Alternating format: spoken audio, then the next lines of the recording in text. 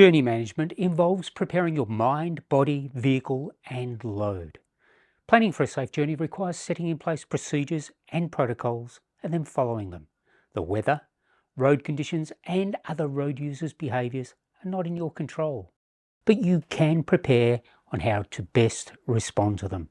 Let's look at the four aspects: mind, body, vehicle and load, and external elements. Stressful issues, anticipation, or contemplation can cause mind wandering. This has been proven to reduce alertness and result in less attentive driving. Daydreaming or boredom are common amongst heavy vehicle drivers, making secondary activities a strategy to stay awake and remain vigilant. This in turn results in distraction. Fatigue has physical, cognitive, and emotional attributes. Truck drivers are at high risk of developing fatigue due to the requirements of their profession. Habits, repetitive actions, and even experience can result in a tendency to get too comfortable and inadvertently less cautious. Familiar routes, well-known streets, and getting used to the job can turn into complacency, and this also increases crash risk. Pre-start inspections are one of the most efficient methods to identify small problems before they turn into major incidents. Unexpected situations and constraints, interruptions or alterations when loading or unloading may also lead to last-minute decisions, complexity and risks. And simpler recurring actions whilst driving, such as changes in speed and road conditions, can cause a load to shift. This requires checking load restraints at the start and also throughout the journey. Heavy vehicles influence traffic in several ways. Their large dimensions have been found to affect the behaviour of light vehicle drivers. Truck dimensions, shape and weight alter road interaction patterns. By their very nature, overheight or overlength vehicles can cause disruptions in traffic, potentially increasing the risk of incidents.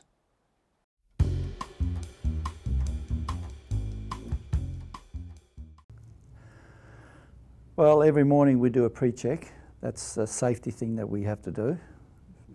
We just scan it, we go around the truck, just check on certain things if they're not working. Again, it's all on the phone.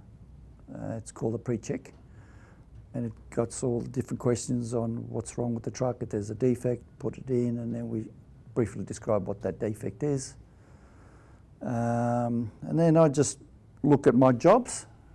I set out my task for the day, how I'm going to approach it, what am I going to be up against.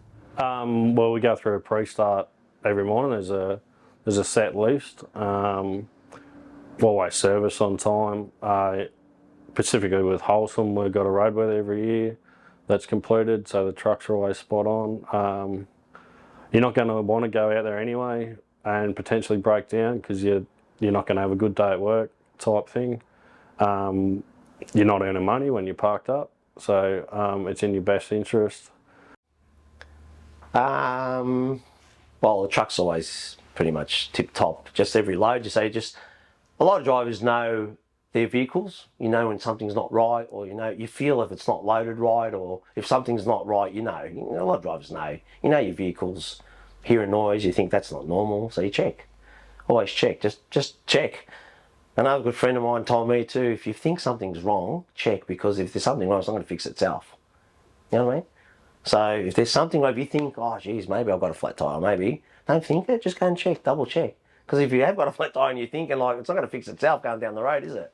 So you got to check. If something's wrong and you think something's off, just check. It takes 2 minutes. What does being mentally prepared for the journey mean to you? Mentally prepared, first of all, sleep. Having a sleep the night before, obviously, and just being comfortable in your own head, and right down to your pair of shoes you got on. Like, you just got to be prepared.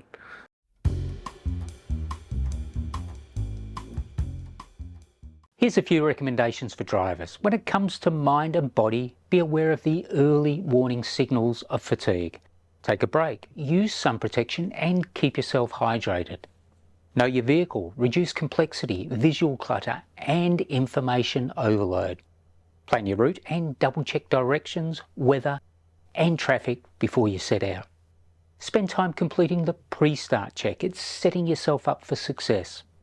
And take time when loading and checking the load before starting the journey, and of course make regular checks when you're out on the road.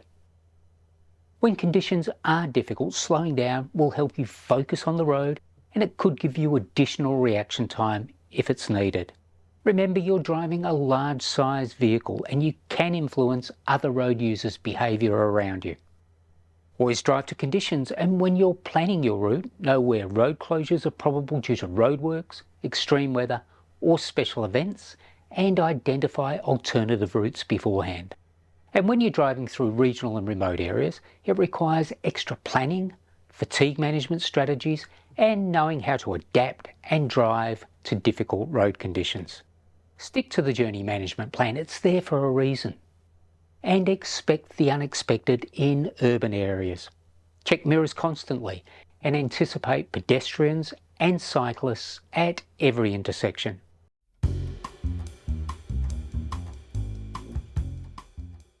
Many things can happen on the road. How do you prepare for the unexpected?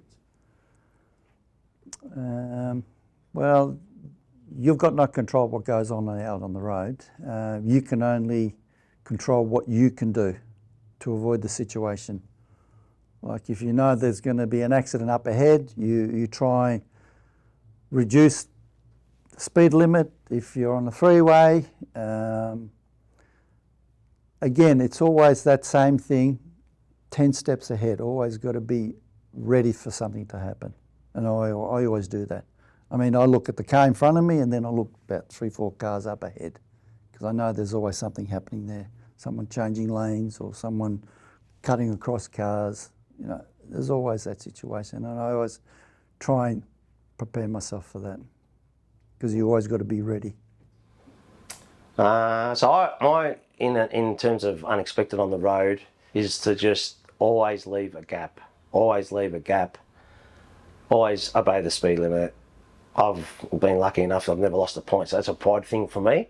I just constantly, that's what I want, to just get through my whole driving career without losing a point. And I'm just obsessed by it, you know, but that's my job. I love driving and it's something that I do, but I just like to leave a gap, just constantly think about what other drivers are doing, yeah, what they're thinking, trying to think what the other driver.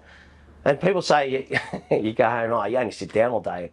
You go home sometimes exhausted, because you're constantly, well, I am constantly thinking of everything. Yeah, don't scratch it, don't hit the trees because you'll scratch the body. Don't run over this, don't do that because you do damage. You know, just constantly, you got to be on your game. You got to really think about what you're doing all day. Can't be. Well, me and my father have worked closely together throughout my whole career. Obviously, not all of his, but we worked together for a long time. And the biggest thing he gave me is you don't have to drive fast to be fast. To look at him operating, you just look at him and go, can you just hurry up? What do you, like, you're just slow. What are you doing, Dad? Just get going type thing. But he will do more work than anyone. But while he's doing it, he looks like he's the slowest operator in the world, but he will, he's like a magic carpet. He just, yeah, he's so smooth on the gear, and operating fast isn't fast. What do they call the snail? There's a little fable with the tortoise and the hare, yeah, and he beat you every time with it, yeah.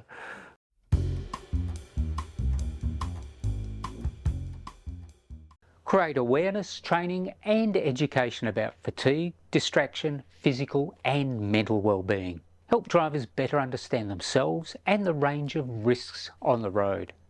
Create a culture of safety through prioritising sleep as a key aspect of driver well-being. Ensure that the risk management framework incorporates organised shifts, rosters, breaks and other aspects of fatigue management. Keep your staff updated with changes on the roads. The shortest route to get from A to B may not be the safest one. Check the conditions of the roads your staff are using and consider alternative routes in case of unexpected events. Listen to your drivers, and if they identify deteriorating road conditions or poor road design, notify the road asset owner. Studies have also demonstrated that heavy vehicle driver training that includes safe interaction and guidance around cyclists can result in safe driving practices overall, such as speed management. Train for challenging weather. Consider scheduling training sessions during days with wind and rain or fog, or try to recreate them to help drivers get familiar with the conditions. Plan for extreme weather events and have set guidelines for what drivers should do in case they find themselves in such situations.